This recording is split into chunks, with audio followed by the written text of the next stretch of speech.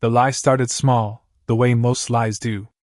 A misunderstanding that nobody bothered to correct because the truth was more complicated than anyone wanted to deal with. I'm Marcus, I'm 28 now, and for the last 6 years, my mother has been telling everyone I'm a college dropout. Not because it's true, but because she never asked what actually happened, and I stopped trying to explain. It started my sophomore year. I was at a state university, in the pre-med track, living in the dorms, and doing everything the traditional way. My parents were paying tuition, I was getting decent grades, life was following the script they'd written. Then my dad lost his job. Not his fault, company downsized, he was let go with 2 months severance and a handshake. Suddenly the family finances went from comfortable to precarious. I remember the conversation. Dad sitting at the kitchen table, Mom standing behind him with her hand on his shoulder, both of them looking exhausted. "We need to talk about school," Dad said. "I know you're doing well, and we're proud of you, but with my situation, we need to make some changes." "I can get a job," I said immediately. "Work part-time, cover some expenses." "It's more than that. We can't afford out-of-state tuition anymore. Even in-state is pushing it right now." Mom jumped in. "We're not asking you to quit. Just maybe take a semester off. Let us get back on our feet." But I could see it in their eyes. A semester would become a year. A year would become indefinite. Once you stop, it's hard to start again. Statistics don't lie about that. "What if I transferred?" I asked. "Found something cheaper? Maybe community college while I work?" They looked relieved I'd suggested it first. "That could work. Just temporarily. Until things stabilize." So I withdrew from state. Enrolled at the community college near home. Picked up a full-time night shift at a warehouse, 40 hours a week, 11 p.m. to 7 a.m. Slept during the day, went to classes in the evening, studied whenever I could find time. It wasn't the traditional college experience. No dorm life, no campus activities, no study groups in the library. Just work, class, sleep, repeat. I didn't tell my parents about the night shift at first. Didn't want them to worry, didn't want them to feel guilty. Just said I was working part-time and taking some classes. And that's where the misunderstanding started. Mom saw I wasn't at state anymore. Saw I was working. Assumed I'd dropped out to work full-time. And instead of asking me directly, she just ran with that narrative. I first found out at Thanksgiving. I'd come home from an overnight shift, exhausted, planning to crash for a few hours before classes. I walked in to find Mom's sister, my Aunt Carol, sitting at the kitchen table.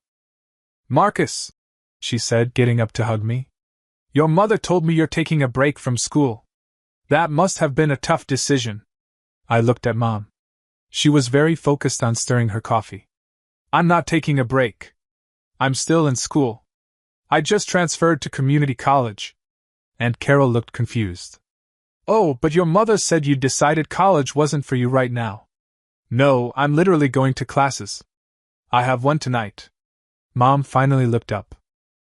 "Well, community college isn't the same thing as real college, Marcus.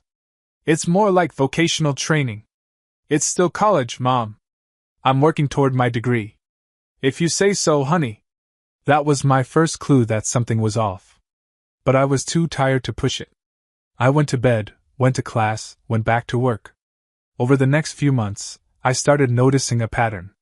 Family gatherings, neighborhood run-ins, my parents' friends stopping me at the grocery store.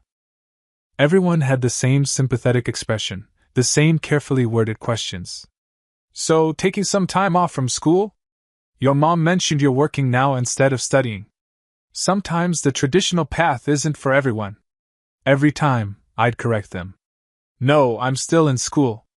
Just at a different school while I work." And every time, they'd look confused, like I was contradicting established fact. I confronted Mom about it after Christmas.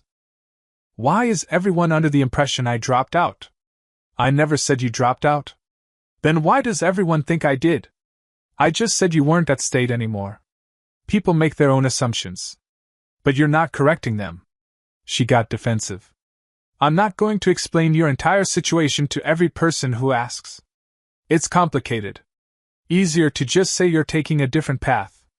A different path sounds like a euphemism for failure. That's not what I meant.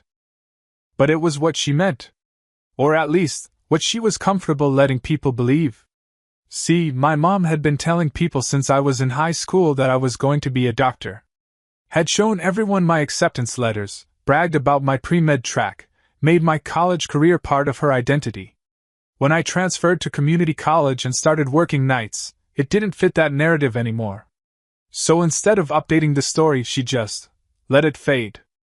Let people assume I'd given up, that I wasn't serious about my education, that I'd become one of those kids who couldn't hack it. It was easier than explaining that life had gotten complicated. Easier than admitting our family financial situation had changed. Easier than confronting the reality that her son was working 40 hours a week at a warehouse while still pursuing his degree. The thing is, I wasn't ashamed of what I was doing. Working night shift was brutal, yeah, but I was proud of myself. Proud that I'd found a way to stay in school without burdening my parents.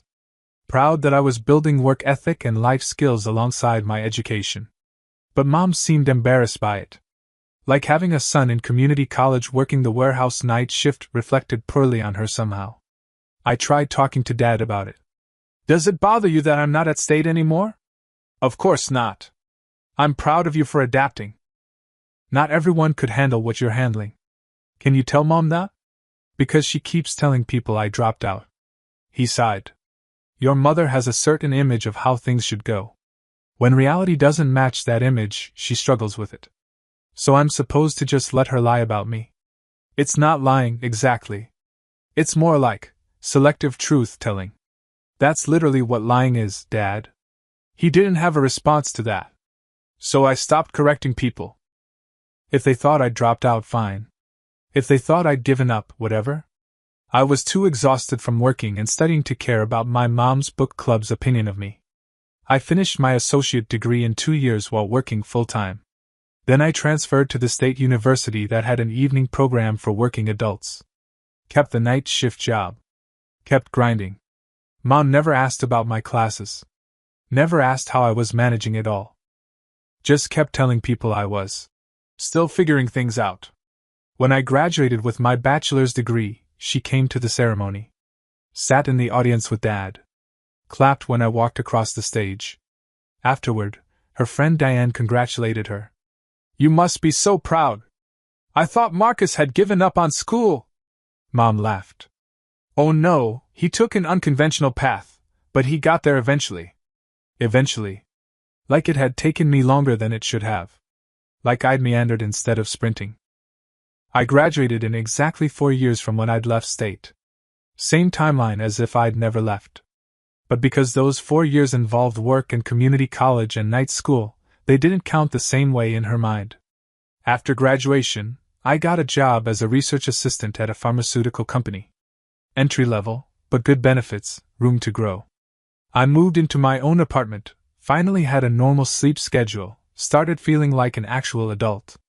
Mom's narrative evolved. Now I was finally getting serious about life. Like the previous 4 years of working full-time while getting my degree didn't count as serious. I dated, made friends, built a life. Mom would occasionally mention me to her friends, but always with this qualifier. Marcus is doing well now. Took him a while to find his path, but he's figuring it out. I stopped correcting her. What was the point? Then I went back to school. Not because I had to, but because I wanted to. Got into a master's program in biochemistry. Evening classes again, because I was still working full-time. This time because I wanted to keep my job and financial stability, not because I had no choice. I didn't tell my parents right away. Didn't want to deal with Mom's commentary about how I was still in school at my age, or whatever spin she'd put on it.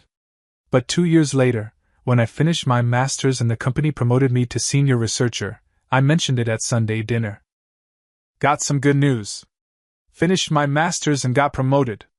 Dad looked genuinely surprised and proud. Master's? When did you start that? 2 years ago. Evening program. Mom's face did this complicated thing where she was happy but also confused but also maybe annoyed.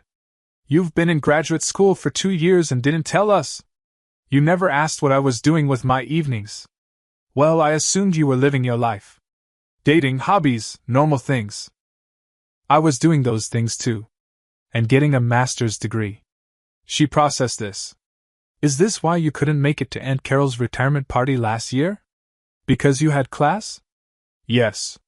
You said you had work obligations? Class is a work obligation when it's career-related. She got quiet. Dad broke the tension. Congratulations, son. That's a real achievement. Master's degree while working full-time? That's impressive. Thanks, Dad. Mom recovered. Yes, of course. Congratulations.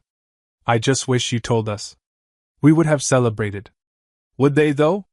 Or would Mom have found a way to minimize it, to suggest it was taking me too long to finish my education, to compare me to whoever's kid had gone straight through to their PhD?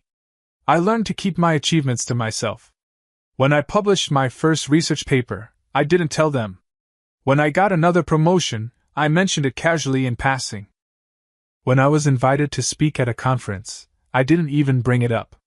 It wasn't worth the weird energy Mom brought to everything I did. The way she'd be proud but also somehow disappointed that I hadn't done it her way, on her timeline, following her script. My girlfriend at the time, Jasmine, called it like she saw it. Your mom can't just be happy for you. She has to reframe everything so it fits her narrative. That sounds harsh. Is it wrong? It wasn't wrong. The relationship with Jasmine didn't last, but her observation stuck with me. Made me realize I'd been doing this thing where I dimmed my own light to avoid my mother's complicated relationship with my success.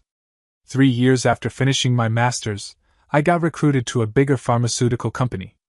Better position, better pay, leading my own research team. At 28, I was doing well by any objective measure. Mom's book club met at our house one Thursday.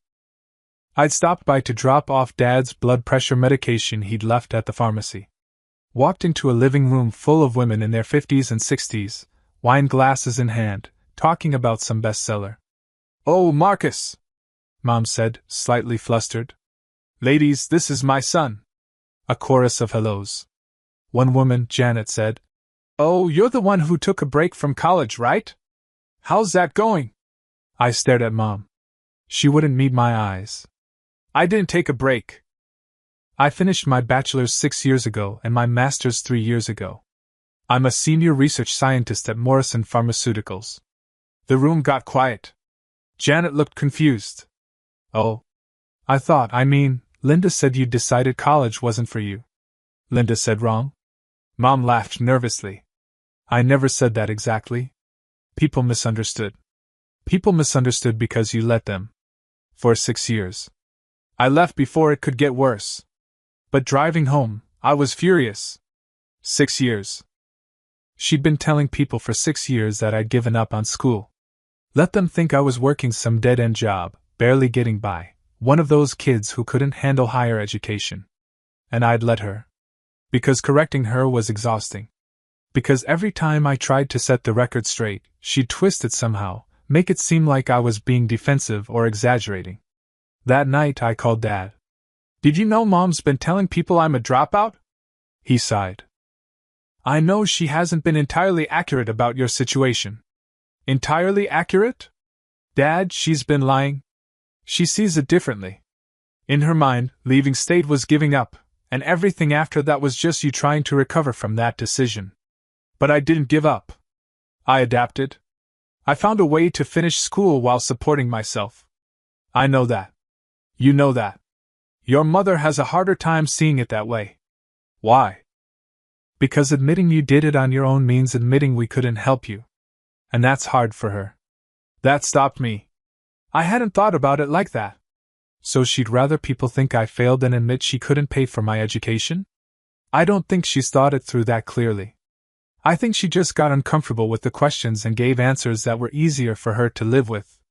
That's really messed up, Dad. I know. We hung up.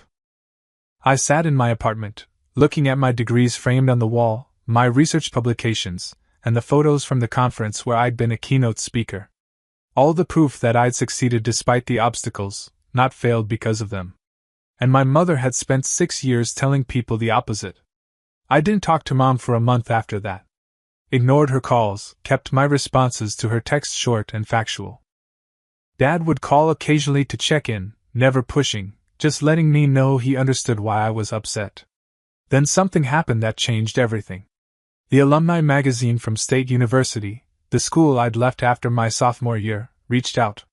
They were doing a feature on alumni who'd taken non-traditional paths to success and wanted to interview me. Apparently, my research had caught someone's attention. A paper I'd published on protein synthesis inhibitors had been cited in several major studies. Someone at State had tracked down that I'd briefly attended and thought my story would be interesting. We're highlighting alumni who've made significant contributions to their fields, the editor told me over the phone. Your journey from leaving State to where you are now is exactly the kind of story we want to tell. I'm not sure my family would appreciate that story being public, I said. Why not? It's a great story. Financial hardship, working full-time, putting yourself through community college and evening programs, and ending up as a lead researcher making actual breakthroughs. That's inspirational. When she put it like that, it did sound good. Not like the failure narrative Mom had been telling, but like something to be proud of. Okay, I said.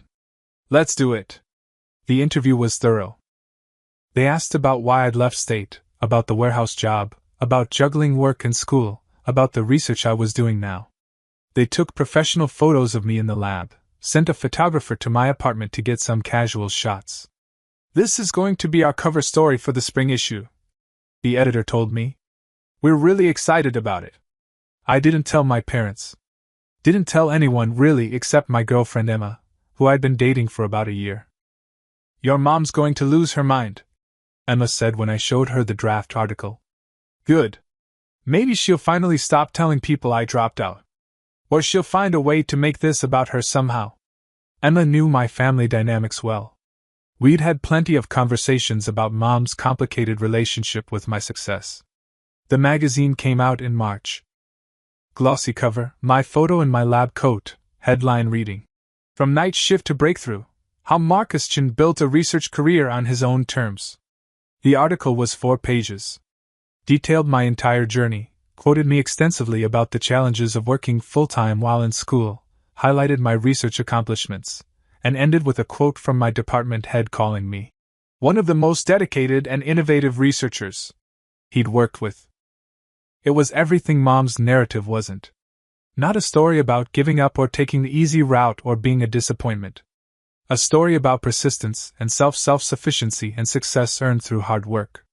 I got my copy in the mail on a Tuesday. Read it 3 times, still couldn't quite believe it was about me. Posted a photo of the cover on Instagram with a simple caption. Honored to be featured. The comments flooded in.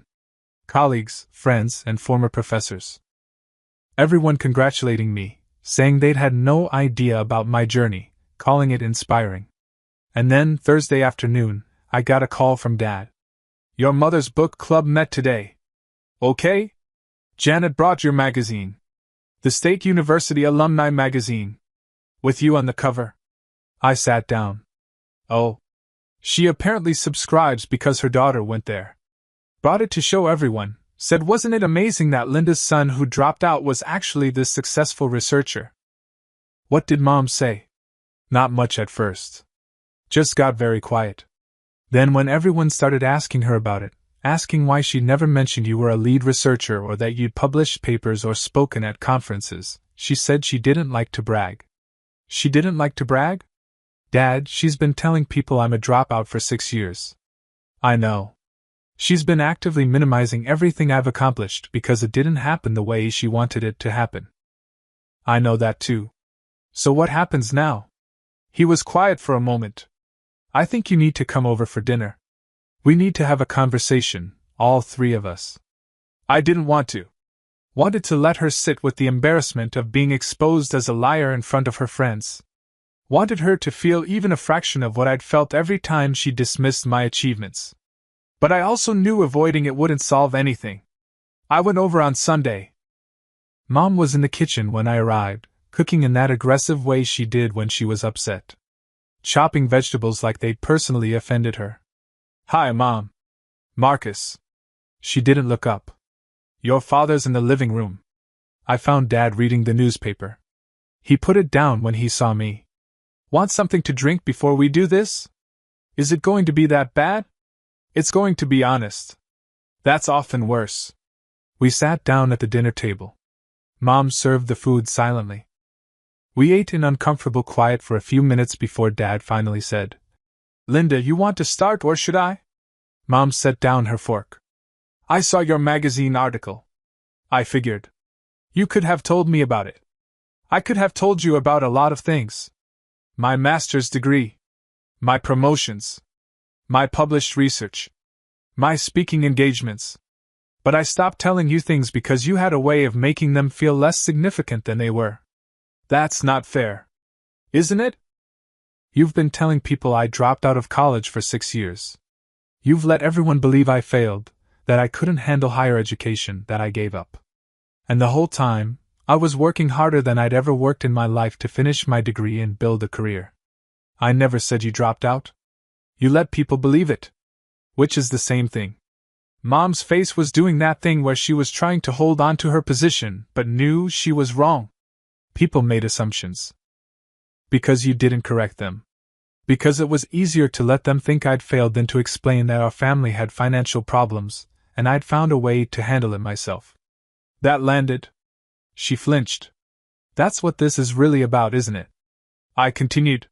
You were embarrassed that we couldn't afford to keep me at state. Embarrassed that your son had to work night shift at a warehouse.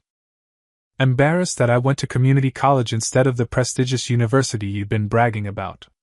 So instead of being proud of me for adapting, you just let everyone think I'd given up. I was proud of you, she said quietly. Then why didn't you ever say it? Why didn't you correct people when they felt sorry for me? Why didn't you tell your book club that I'd graduated with honors or that I'd gotten into a competitive grad program or that I was leading research projects? She didn't answer. Just sat there with tears starting to form. Dad spoke up. Linda, he's right. You've been carrying shame about our financial situation and projecting it onto Marcus's story. But his story isn't shameful. It's the opposite. I know that, Mom said. I do know that. When people would ask about you, I didn't know what to say. It felt complicated. And the more time that passed, the harder it was to correct the misunderstanding. So you let it become my identity. I said. The son who couldn't hack it at college. The disappointment. The one who took the easy route. You didn't take the easy route. What you did was harder. I know it was harder, Mom. I lived it. Every day for 6 years, I worked and studied and pushed myself. And you minimized all of it because it didn't look the way you wanted it to look. She was crying now. I'm sorry. I didn't realize how much it was hurting you. How could you not realize? Every time I corrected someone, every time I tried to explain what I was actually doing, you'd wave it off or change the subject. I thought you didn't care what people thought. I didn't care what strangers thought. I cared what you thought. I cared that my own mother couldn't acknowledge my accomplishments. The table went silent except for Mom's quiet crying. Dad reached over and put his hand on her shoulder. Finally, she looked at me. I'm proud of you, Marcus. I should have said it more. Should have said it at all. You did something remarkable, and instead of celebrating it, I hid it. I'm sorry. It wasn't enough. It couldn't be enough to make up for 6 years. But it was something. What happens now? I asked.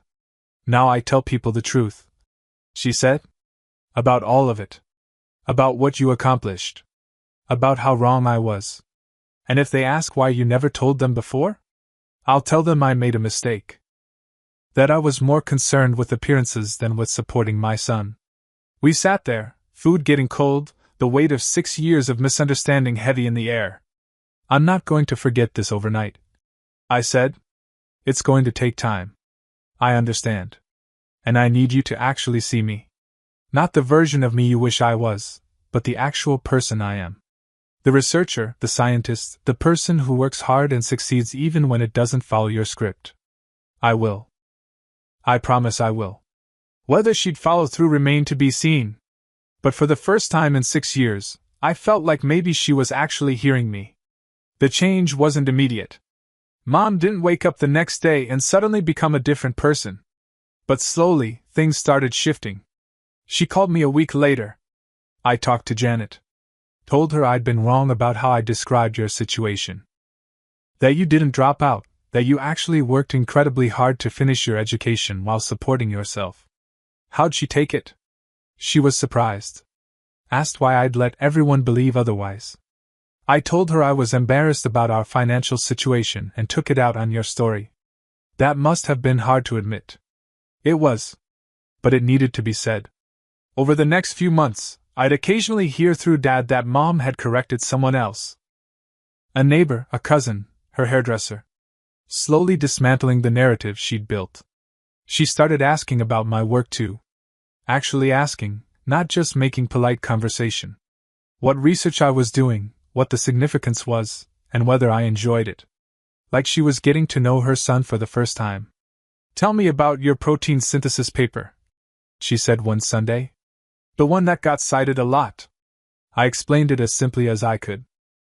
She listened, really listened, and asked follow-up questions that showed she was trying to understand. I'm sorry I never asked before, she said when I finished. I should have been curious about your work. Should have wanted to know what you were accomplishing. Why weren't you? She thought about it. I think part of me was stuck on the story I'd imagined for you. Pre-med at state medical school, becoming a doctor. When that didn't happen the way I'd pictured, I couldn't adjust. Couldn't see that you'd found a different path that was just as valuable. More valuable to me, I said. I don't think I would have been happy as a doctor. Are you happy now? I thought about my lab, my team, the research that actually excited me. Yeah. I really am. She smiled, and it looked genuine.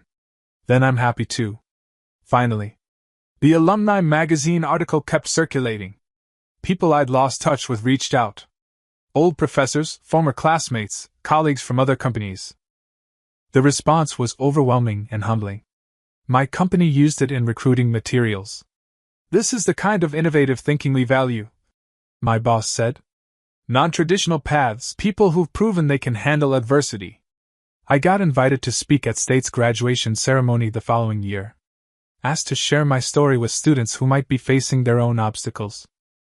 Standing on that stage, looking at hundreds of graduates and their families, I talked about leaving State, about the warehouse job, about night school and community college.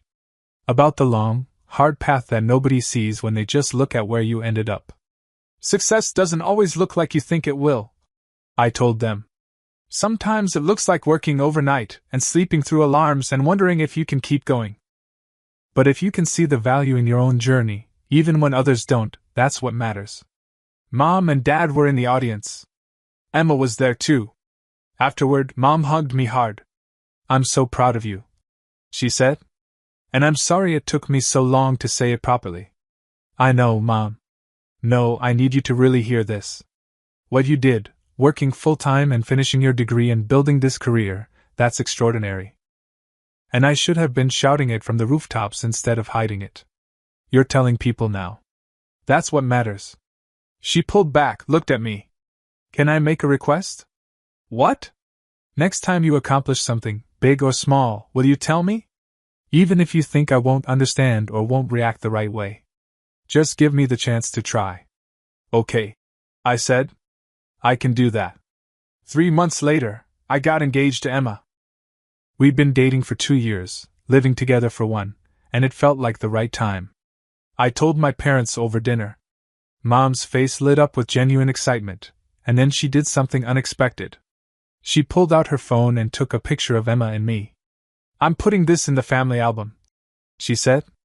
And I'm posting it on Facebook. Because this is something worth celebrating. She typed out a caption while we watched. Thrilled to announce my son Marcus, lead researcher and published scientist, is engaged to the wonderful Emma. So proud of the life he's built, and the person he's become. No qualifiers. No eventually, or finally, or despite taking a different path. Just straightforward pride. She hit post, then showed me. Is this okay? It's perfect, Mom. The comments came fast. Friends congratulating us, relatives expressing surprise at my job title, people saying they hadn't known about my career. A few of Mom's book club friends commenting with variations of, "We had no idea Marcus was so accomplished." Mom responded to each one, not making excuses, just acknowledging. "I didn't talk about it as much as I should have. Marcus has done amazing things and I'm making up for lost time in celebrating him." Emma squeezed my hand under the table. She'd been worried about this dinner, worried Mom would find some way to minimize the engagement, or make it complicated. "Your mom's really trying," she whispered. "Yeah. She really is." Later that week, I stopped by my parents' house to drop off some paperwork Dad needed. Found Mom in the living room, going through old photo albums. "What are you doing?" "Making a new album. For you. All the things I should have been documenting but wasn't."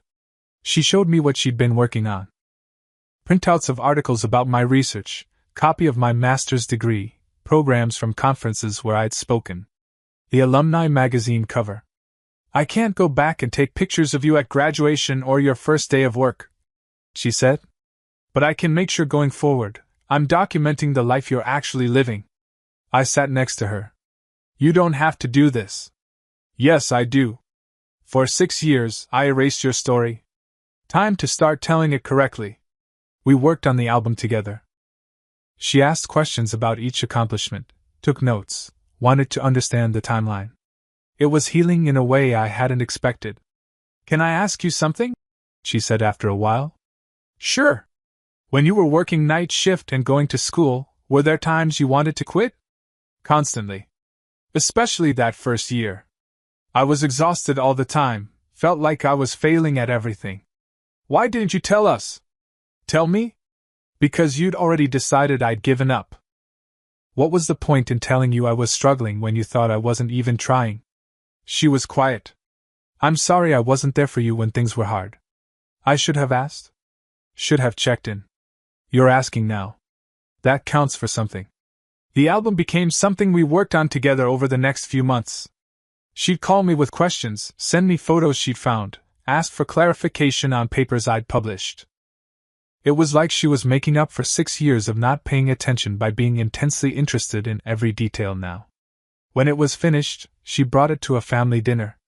Passed it around to relatives who'd spent years thinking I was a dropout. "I need to make something clear," she announced to everyone. "For years I let people believe Marcus had dropped out of college.